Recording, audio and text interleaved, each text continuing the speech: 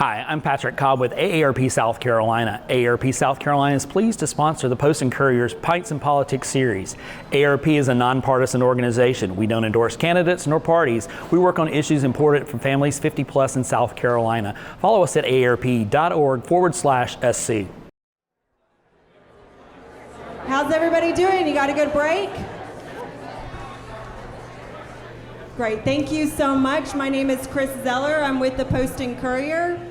For those that were here earlier in the evening, thank you for staying. For those who've just joined us, welcome to Pints and Politics. The Post and Courier has been hosting this event for a little over 3 years, and we're so excited to be able to host this around the low country, really around the state. We've been all around the state. This is our first time that we've had it here at Lo-Fi Brewing. Everybody, what do you think about the Lo-Fi Brewing beer? Isn't this the cutest cans? I love it. Great, great. Thank you so much, Lo-Fi, for hosting us today. This is the first time that we've hosted this in-person event where both parties are here in the same evening talking about some of the very important issues that matter in our community. So we're really happy to have everybody back together. We couldn't do this event without the help of you all, our attendees. So raise your hand if this is the first time you've attended Pints Politics. Ooh, look at that. Wow. A lot of newcomers, welcome. I think you're going to really enjoy this discussion if you haven't already. How many of you have been to Pints and Politics before? Yes. So we host this event throughout the year. You look for the emails and sign up immediately, because today we had 400 people who signed up for this event. Obviously not everybody could fit into this venue, but what we'll do is we'll make the recording available so you can share this out, watch it again, and share it out with your friends. But before we begin, I wanted just to take a few minutes to thank our sponsor, who we could not do this event without, is AARP of South Carolina. Give it up. Please welcome the Manager of Governmental Affairs, Nikki Hutchinson. Again, thank you for coming. I want to remind you of the resources that AARP offers you free. We have a free tax preparation division. We've got a fraud division. We have so many resources at your fingertips. So please, please take advantage of that. I want to thank everybody for being here. I want to thank the Post and Courier for hosting this. Please know AARP is about policy, not politics. So we are very, very happy to be here sponsoring this event. Thank you all. Thank you, Nikki. All right, now for the fun stuff. We're going to talk about rules of decorum. Aren't y'all excited? So what we ask, this is a civil discussion. We want this to be a conversation where everybody can get something out of it and hear from our candidate and from our reporters. So we just ask, you probably received this in your email and you'll see it on the tables. I won't read through all the bullets, but what we're asking is no booing, no jeering, no shouting. Let's just have a fun civil conversation. I'm going to turn it over right now before we introduce our guests. I'm going to turn it over to our political reporter, Skylar Croft. Everybody say hello. And Kate Lindbergh. So one thing I have to say is, Congressman Mace, this is your third appearance with us now, so you've passed Lindsey Graham, you've passed Joe Cunningham, and you're alone in first place. So we might get you a jacket like they do on Saturday Night Live, just to show that you've been here that many times. So welcome. Let's get right into the questions. The thing that I noticed recently is a lot of your Republican colleagues have been refusing to watch or comment or acknowledge the January 6th hearing. Have you been watching them? Have you watched all of them? Have you learned anything special that you didn't know before? And do you see value in what's happening there? First of all, I want to thank the Post and Courier for putting this event together. This is our third time. This is our first time actually with an audience, because the first two times was during COVID-19 and we had nobody there. And so kudos to y'all for getting over 400 people to sign up and come out. And whether you're voting for me or not this November, I want to thank each and every one of you for taking the time out of your schedules tonight, to drive through traffic, to drive through the flooding and the rain, to get here in the heat, and to withstand, an hour and a half of this tonight, and enjoy some great, unicorn branded beer. Like, who's not going to love that? But to get off to your question, I was in the middle of a primary. pretty intense primary. So I didn't have, with the job, this job is 24/7 for me, and I work 7 days a week. But I took some time when Cassidy Hutchinson testified and watched that portion. It had gotten so much attention. I wanted to, watch it for myself. So I watched that portion of it. My take on the January 6th Commission is that, we have 4 federal agencies already investigating. So you have, the Department of Justice, Homeland Security, the Secret Service, the FBI. You then had 10 committees, both combined between the U.S. Senate and the U.S. House, doing their own investigations. And looking at what the DOJ has done, and it's obvious, clearly, over the last couple of weeks that there's still going to be an extensive investigation for some time to come. But there also have been over 800 arrests. And so I foresee the January 6th Commission will probably keep on in perpetuity, I would imagine, until the end of the year at least. If Republicans are in the majority, I don't see them continuing that on. We'll see what happens. But we're seeing a lot of investigations. But at the end of the day, it's the federal agencies that have the ability to press charges or to bring indictments or to let people out of jail, put them on bond, et cetera, for crimes that they've committed. And it's very obvious that they're doing that work today. Well, you're talking about the Justice Department angle, but you're not talking about the congressional angle of it. Did you learn anything new, and do you believe the testimony of especially the young female women staffers who got up there and told their stories? Do you believe them? Well, if you're swearing an oath and you're under swearing an oath, generally we should believe you. But one of the things I think was missing from part of the conversation is, corroboration for some of the statements that were made. Because then you saw people come out and say, well, and they were done with no comment or off the record that, hey, they're willing to come out and testify under the record of their own version of events. And that didn't happen. So it's hard to say. But I like to see, from the perspective that I take, I'll take a seat back, I'll watch, I'll look, I'll observe, I'll do research, and then form an opinion. And I think at the end of the day, we all should wait and see what the outcome is and see what they discover, what gets sent to the DOJ at the end of it. But I want to see every side to every story. But I do. If you're under oath or swearing to an affidavit, we should believe what you're saying. Did you learn anything or see anything or get a tip on anything that changes the way you think about the way you voted in the impeachment hearing? No. I mean, look, if the impeachment issue was a due process issue for me, and if you can take away due process for the president, no matter who's in power, you can take away due process for anybody in this country. And I thought an impeachment vote was premature. And so I do a lot of civil rights work. I'm the ranking Republican, meaning the highest ranking Republican on the Civil Rights Committee on Oversight. And so when we have these tough, presumably what the media might call tough votes, I'm sort of known in our conference to write lengthy memos on what does the Constitution say. For example, when we were doing the vote to certify the Electoral College on January 6th, I'm known to write memos to research what does court case precedent say, what does the Constitution say, what does the U.S. Code of Laws say. And I actually will have colleagues that will come to me and say, hey, where are you on this? Did you write a memo? Can we share it? Will you share it with us? Can we read it? When we had the vote of contempt over Steve Bannon, the same thing. I want to do all the research. And I'm going to look at everything at the end of the day, but still, there's going to be more testimony to come. I don't think that it's over yet. And it's clear that Merrick Garland is still continuing a pretty intense investigation. At the end of the day, we'll see where it ends up, whether that's a week from now, a year from now, and see what kind of evidence comes forward. And that's something we all should take. Take a step back, take a deep breath, and look at all of the evidence that's presented to the American people. And one more in that vein, did you have any sort of relationship with Liz Cheney, and have you talked to her since her primary loss? I have not spoken to her since her primary. I try to build as many relationships with people as I can on both sides of the aisle.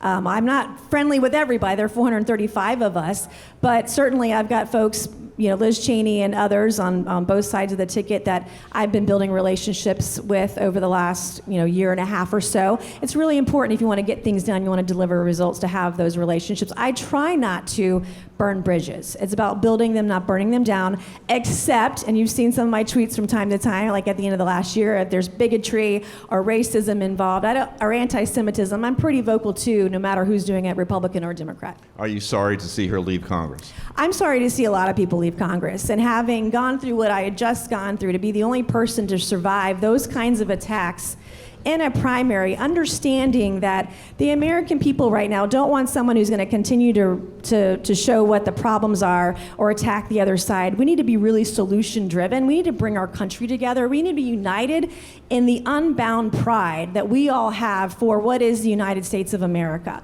And that's the kind of hope that our country needs right now for its future. And I don't want to be, and I'll tell you, I'm on the floor a lot. I had a Republican yell at me about 2 weeks ago. Last time we were there was the day they were having the Inflation Reduction Act. I will not say who. But it does happen from time to time. And I'll hear things and it'll be like, hey, we want to do to them what they do to us when we're in the majority. And I'm not going to be party to any of that, right? Our country is hurting right now. Our state is hurting. You can go to the grocery store and see that milk is $4 a gallon, eggs are $3.50, bacon's almost $8 a gallon. I filled up today at $4.01 a gallon. There are tremendous challenges facing our country today. Going back, just one more thing about January 6th, because these were televised hearings that we haven't seen since the likes of the Nixon hearings when I wasn't even alive. It seemed in watching some of them that there was a moral issue being made about the direction of America and what's acceptable for people in power to do and say. Do you see whatever the results of the DOJ investigation and some of these other investigations that we're going to land on what is morally acceptable for someone in power to do and say? I think at this point it's gonna be very hard to determine that right now today. And you have fringes on both sides that are promoting conspiracy or they're in denial about one issue or the other, the far right fringes, the far left fringes. And I think at the end of the day, we have to look at the investigation when it comes through and see what evidence is there. It's like the dossier that ended up being not what they said it was. I mean, you don't want to jump to conclusions. And what we're doing now is that with the advent of social media and Twitter and everything, people just jump to the conclusions, they share conspiracy theories, and all of a sudden we've all jumped the shark. And it is inherently a problem on both sides of the aisle. And I'll tell you, I've shared this with a couple of people, but January 6th was a harrowing day. I let everybody know how I felt about it. But I had to get a concealed weapons permit in December before I was ever sworn into office because of the threats that I had received before my swearing in, people knowing that I was going to do the constitutionally right thing, which was to certify the Electoral College. And the night before January 6th, I was in D.C. Obviously, we had just been sworn in. I'd been a member of Congress for 48 hours. And I was walking to dinner with my fiance, Patrick, who is here, right over there. And we were going to go grab something to eat and drink, probably that night. And, it's COVID. We're in a mask. It's winter in D.C., and we're wearing hats and gloves and everything. We're all, bottled up there. And I was somebody from Somerville who said, hey, yelled my name, across the street, came over, but then proceeded to put her hands on my body and pull me aside and start screaming at me, cursing at me, and accosting me in public. And that's when I realized, and then I started to quote the Constitution, Article 2, Clause 1, Section 2, of what it said, what the ceremonial effort was to certify the Electoral College on January 6th. And that's when I realized that it did not matter what I said, that some people were just so far gone that it didn't matter. It was literally in black and white. And that was a really eye-opening experience for me to be accosted in that way. And then to start to say, because I want to look at research, I want to look at data, I want to look at information. I'm very action-oriented. I see a problem, I want to fix it, and very solutions-driven. And to see that was very, very sobering for me. But then we see it for all sorts of reasons, for all sorts of issues, all sorts of policies. And we have got to, at some point, get back together, be in front of each other like we are today, and talk face to face. Because being so far apart, not communicating, not being in touch with one another, not being in touch with our neighbors, this thing has really trickled down to our communities, and it's really unhealthy. And so that's something that we all have to work on as a community. So at the end of the day, after November, this is about us, it's about you, it's not about me, it's about the Low Country, it's about South Carolina, and it's about the United States of America. When you were in the middle of your very heated primary against Katie Arrington, we had a long conversation at your house about the realities that you were facing. Over sangria. Over sangria, yes. This is very important, you guys. But in that conversation, one of the things that came out, you told me, I'm going to win without him being Trump. Former President Trump has now changed his tune a little bit. After you won your primary, he kind of gave a middle of the road, well, good job, even though he didn't support you. Would you welcome his endorsement now? Would you welcome him coming to campaign for you now? What I love about this election, what I love about winning the primary, is that when I ran in 2020, I promised to be an independent voice. I promised that I would not toe the party line, especially when Republicans spent too much or taxed too much. And I promised to be independent of that and do the right thing for this district and for our state and for our country. And the independents, again, that streak, that our district marches to the beat of its own drum. We very much want someone who's going to be independent, who's going to be a centrist on many issues, who's going to bring people together. And that's what I'm focused on. I don't typically seek out endorsements. That's not really something I do a whole lot of, because I want people to see the product, the work product that I'm doing. I literally work 7 days a week. Like that's what drives me. It gives me great purpose, and I want to deliver for the Low Country. I am not seeking out any endorsements by him or anybody else at this time. It's not something that interests me. I'm going to be running on my record of success and achievement here in the Low Country. But yes or no, would you welcome his support? I just said I'm not seeking out his endorsement. Seeking and seeking and accepting are different verbs. So would you accept? I'm not interested in anybody's endorsement today, period. I'm going to be running on my record. Well, then, shifting gears but same lane, should Donald Trump run for president again?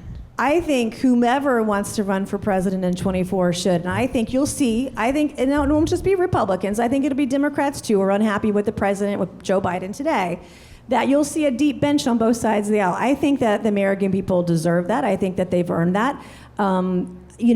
People want to see someone who's going to provide solutions to the great challenges that are facing our country today. And look at inflation. In July, inflation was 8.5%. In June, it was 9.1%. Wages are not keeping up with inflation. Prices keep going up. The cost of living. I had a constituent call me 3 days ago. And the cost of a 3-bedroom apartment in Mount Pleasant today, $5,000. I can't even... And I'm a single working mom. I got 2 kids, and I can't even imagine the predicament that we would be in if that was the starting price for a 3-bedroom apartment for a family of 3 or a family of 4. I can't even, this blows my mind. And so, that's where we should really be focused. Let's back up. We're going to go back to our AARP question of the day, and it's the same one we asked Dr. Andrews. What would be your proposed solution to guarantee Social Security's solvency? Most projections say we'll run out of the full benefit obligations by 2034, and please be specific. Yeah. No, of course. So when talking about Social Security, we're talking about, obviously spending. It is an issue that neither side really wants to tackle, because there are going to have to be some very tough decisions that are made. And for me, this issue really is 2-part. One of the ideas, fiscally ideas, and I pride myself on being a fiscal conservative, never having voted to raise taxes, but the penny plan is a plan that I love and adore, and I believe it would have potential if we were willing to tackle the budget, that it would be something that could be bipartisan. But if you, pre-COVID dollars now, if you cut 1 penny of every future dollar the federal government spent, you could balance the budget in about 5 years. And then after the budget was balanced, you could raise spending by just over 10%, 10 and a quarter or so every year thereafter. But post-COVID and all the deficit spending we've had right now, and inflation caused not just by Democrats, but Republicans too. We're not going to lay that groundwork on one side or the other. Both sides are guilty. But it would take you, the federal government would have to cut 5 cents for every future dollar the federal government spent. And when you have the federal government literally during COVID-19, literally tell businesses they had to shut down, and businesses had to make tough choices, make tough decisions about who they kept on payroll, who they had to put on unemployment, who they had to fire, et cetera. And that the government, the federal government, state too, state government, state of South Carolina, all received record revenue throughout COVID-19 off the backs of taxpayers like each and every one of you. And so balancing the budget is part of it. The other part is that some tough decisions are going to have to be made. And I would not do this, obviously, with anybody who's on Social Security or nearing the age to be on Social Security. But my generation, I don't know, anybody here is 40-ish, I'm 44. But my generation, I've sort of planned for, I'm not going to have Social Security. I'm not expecting to get it because of the way the government has fumbled the ball on this issue. But I think at some point, some tough decisions are going to have to be made, whether that is that we raise the age for when you can get Social Security, or we look at perhaps the ability for people to take that money that they're paying into Social Security, and that's their money. They invest it how they want to invest it for their future. But at some point, and it would not be, if you're going to make those kinds of changes to Social Security, you can't do it right away. You've got to have a plan to transition and say, hey, 20 years out, this is where we're going to be, so that people like myself and others can then plan for their retirement and their future. Many of us in Charleston, we're sitting on, if you own a house, a real estate gold mine right now, and so we're going to have, great future there, but not everybody is in the same position. Some people have paid into Social Security, aren't going to get access to as much of it anymore. I had an event last week in Somerville, and I had a couple who's on Social Security, and I guess there was some change whereby her husband, if he were to pass away, a predecessor, she couldn't get access to his Social Security or vice versa. And there are some tweaks we've got to make, but if and when we do those things, we need to give people time to transition and plan for retirement. And so that's what I would do if it were me, and it's not. If I could wave my magic wand, that's how I'd resolve the issue. One of the things that happened the last week or so was the FBI raid of the former president's property in Mar-a-Lago, where they were seeking classified top secret documents. You tweeted immediately within hours of that Next day. Next morning. 24 hours or less. You called this something akin to an out-of-control federal government and its agencies doing whatever the hell they want, regardless of the legality, precedent, or accepted protocols. Did you fire off too early? I don't think so. No. Let me finish the question. Yeah. You fired off too early in that this was all cleared by a judge. They found what they were looking for, and now we're figuring out these are thousands of pages of classified and top secret documents that should have been kept safe with the government. Magistrate judge, not a federal judge, a magistrate judge that's appointed. A little bit different there. But they signed those documents. So let me share a personal story, and I actually have not talked about this really publicly ever. So I had an experience with the FBI at a very, very young age, and I'm not in the business of vilifying law enforcement. Law enforcement does a very good job, generally speaking, the majority of them, of keeping our communities safe. Not everybody in the FBI is a bad apple, but there are bad apples in every organization, every business, every institution. And so, from my perspective, when I was 18, y'all know I went to the Citadel. I was a freshman at the Citadel. There were 4 women that started there. 2 had dropped out by the end of the year. Well, 2 of those individuals had accused the school of some bad things, and so the FBI parachuted in. I was taken off campus one morning from the Citadel, and I was a freshman, or a knob, is what they're called, and I was taken to an office suite downtown. For 8 hours, I was put in an office suite with the FBI, never offered access to an attorney, never told I could have an attorney represent me. My parents and family were not informed that I was downtown being interrogated by the FBI for 8 hours. Not offered, not that it matters, I can go 8 hours without food, but literally I'm an 18-year-old kid being taken off my college campus by the FBI, then put in an office suite privately with them, nobody else in the room, not given any opportunity to talk to someone who has a legal background or an attorney or have any representation. And that's wrong. My civil rights were violated. And so having seen it personally firsthand, that was my first thought is, whoa, wait a minute, this has never, ever been done before. Why didn't a federal judge sign off on it versus a magistrate? I think those are fair questions. Now, at the end of the day, do we get to see the rest of the information, the affidavit, the things that were taken from the Mar-a-Lago estate? Well, hopefully that information will become public. I think it's important to have transparency while not obviously endangering any of the potential witnesses or people that provided information to the FBI. And so from my standpoint, again, going back to the civil rights sort of perspective and having seen it firsthand in my life, it's just sort of, whoa, this is, what are we doing here? And I think at the end of the day, again, I think the judge decided yesterday, or today's Monday, right? Today Monday or today's Tuesday? Yesterday. It's been a long week already. But yesterday, they're going to release a redacted version of the affidavit. I want to see everything that I can. I do want to encourage the FBI, and we're in the minority as Republicans, we're not in the majority, but the FBI or the DOJ could brief Congress in a classified setting, in a SCIF, on what's really going on. And I would ask for that. I'd like to know a little more information. This has never been done before. And I want to make sure that the precedent we're setting is one that's constitutional, and is one that, meets that test every single time and is not a dangerous precedent that we're setting. That being said, the statutes and laws are very clear. Whether it's classified or not classified, that information should not be kept down there. But I have a lot of questions. And you see people on both sides of the aisle, both Democrats and Republicans, writers and journalists, questioning the sort of precedent that's being set by having that FBI raid.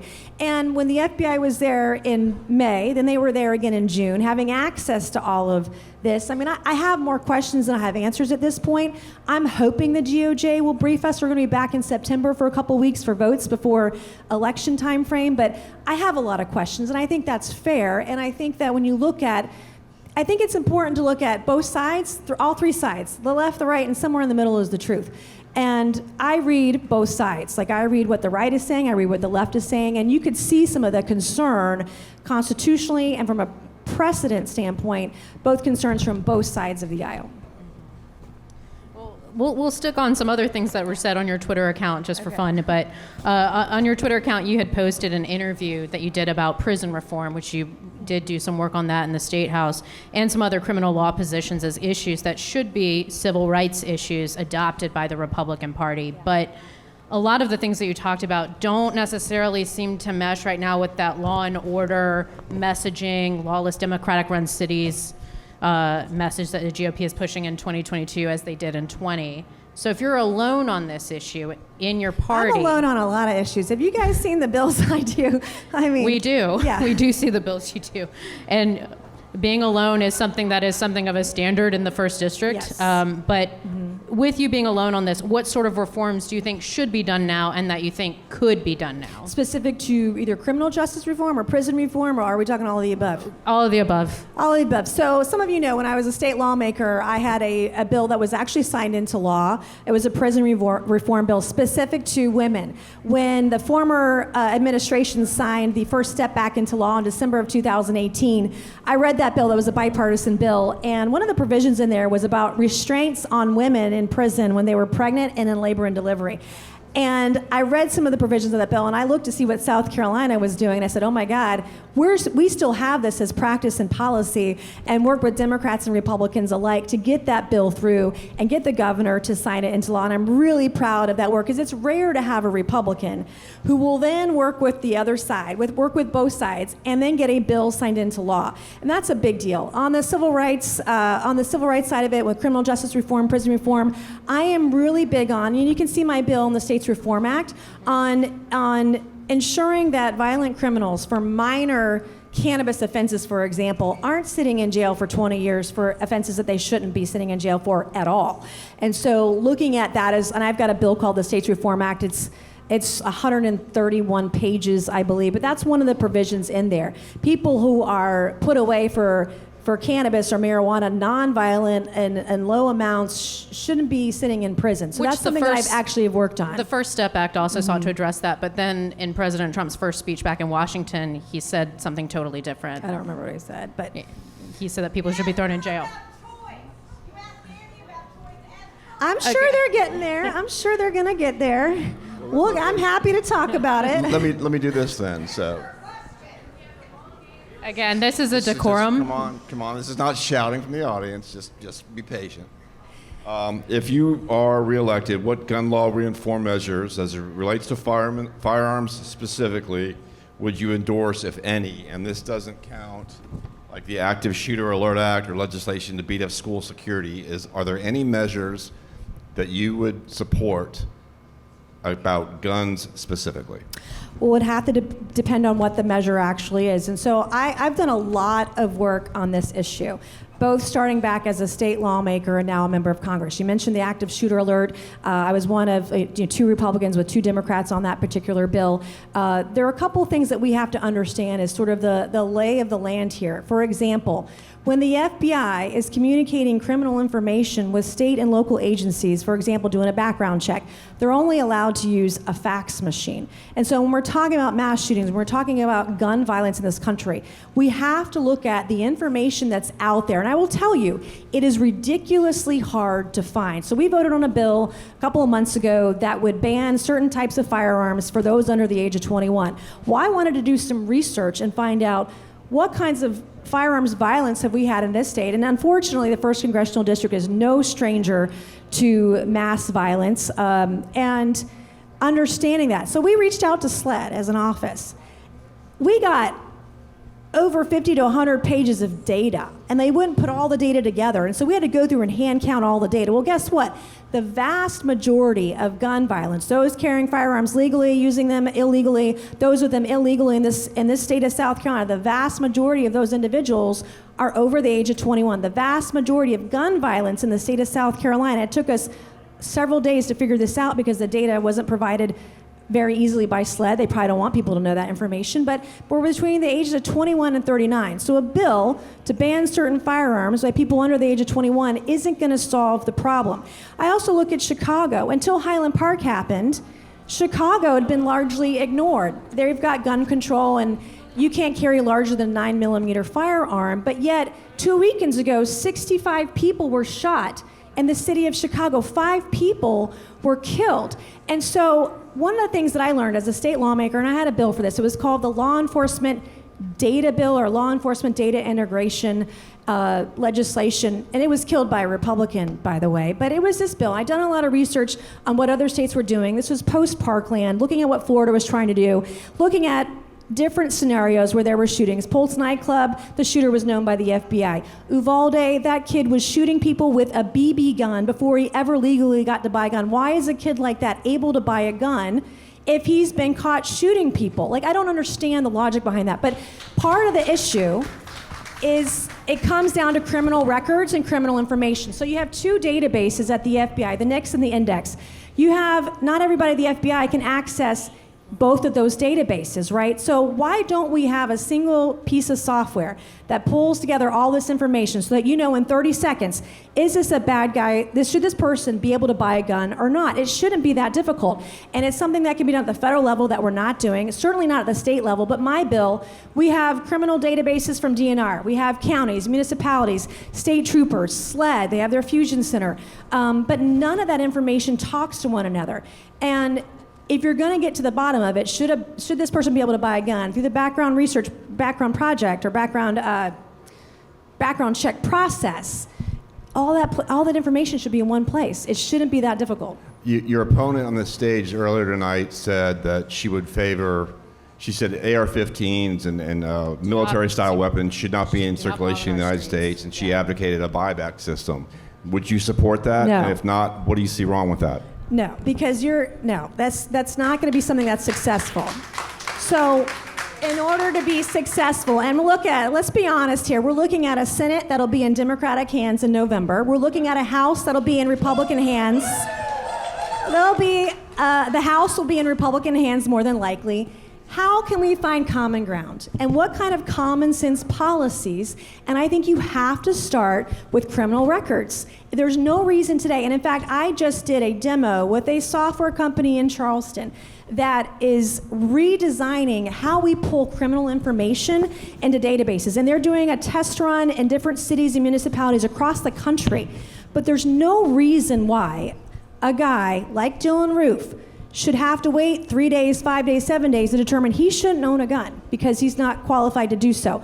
It should all be in one place. You should know within 60 seconds that technology exists today and it doesn't infringe on anybody's rights, and you can bring Republicans and Democrats together. You cannot win on this issue when you have a divided House, Republicans in the majority, and a Democrats in the Senate. It is not going to work if we don't work together, and so you have to do it. I do just want to finding briefly, common sense and common ground. I briefly want to jump in because you said it wouldn't be successful. So what is your measure of success? Because we're still seeing kids being killed in elementary Passing schools. legislation that will actually save lives. And bans on guns are not going to save lives. If you can intervene in the process before somebody goes to buy the firearm, because of their criminal record. Again, the Pulse nightclub shooter, known by the FBI. Uvalde shooter, known by local law enforcement. One of the other things that I've talked about after Uvalde too was that having some sort of a threat matrix. We do this with dignitaries, we do this with the President of the United States, understanding that there might be certain threats from certain individuals, and having some kind of a bona fide, realistic threat matrix to understand what the risks are, because this is happening. And you have parents even that will call the FBI or call local law enforcement and report their kid to law enforcement, and then nothing happens. And that's not okay either. So just yes, no, very quickly, and then I have one more question for you. But up, down, yes, no, no explanation. Red flag laws, yes, no. No. Okay, I would ask a follow-up if we have some more time. But I do want to ask about abortion. I do. That is on the list. Thank you for asking. You've been vocal in the House. You've worn a jacket about your concerns.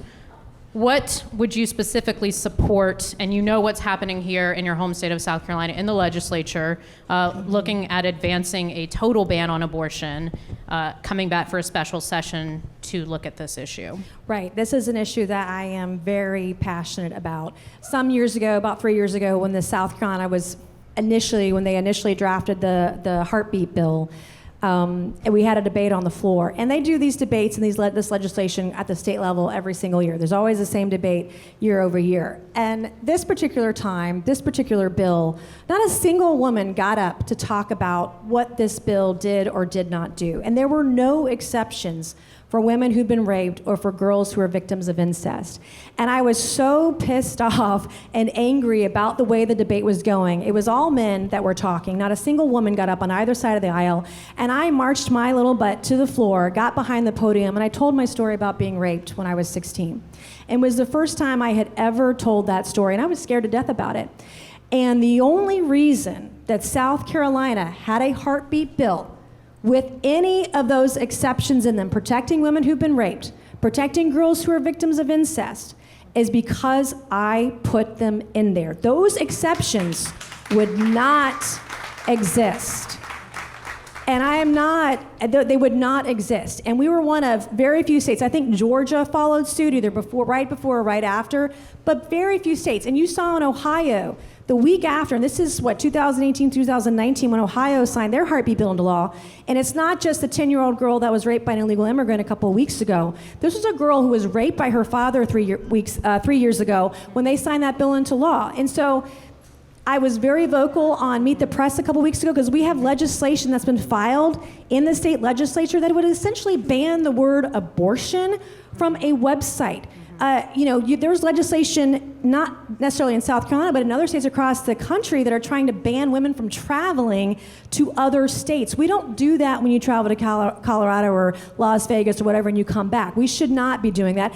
And the last thing I want to say, and this makes me really, really angry, is that the state of South Carolina should not be banning these exceptions at all in any way, shape, or form. And I've been very, very vocal about that. I was one of only 8 Republicans that voted to protect women's rights to contraceptions a couple of weeks ago on that vote in Congress.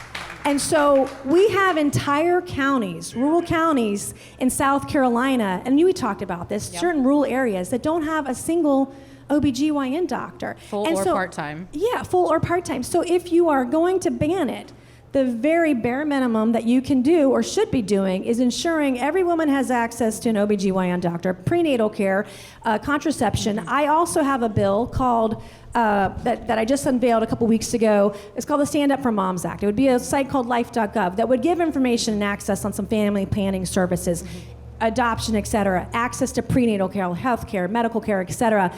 Those resources need to be available to every woman in the state of South Carolina. But in terms of what kind of ban, I know you've said that you would not like to see any exemptions removed, but you said that's the bare minimum. What is what you want, not the bare minimum? What would you specifically support seeing in South Carolina, first term, second term, third term? Gestational limits, I think you're seeing a movement with that. You look at socialist Europe, for example, if you're even able to have one in Europe, in a European country, it's 12 to 15 weeks is a gestational limit.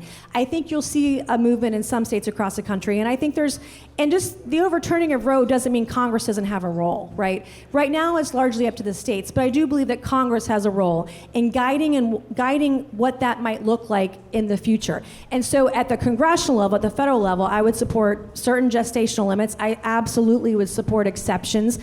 I mean, the very narrow definition for life of the mother in South Carolina is ectopic pregnancy and a few other things that would not actually cover all the different scenarios where a woman's life might be in danger.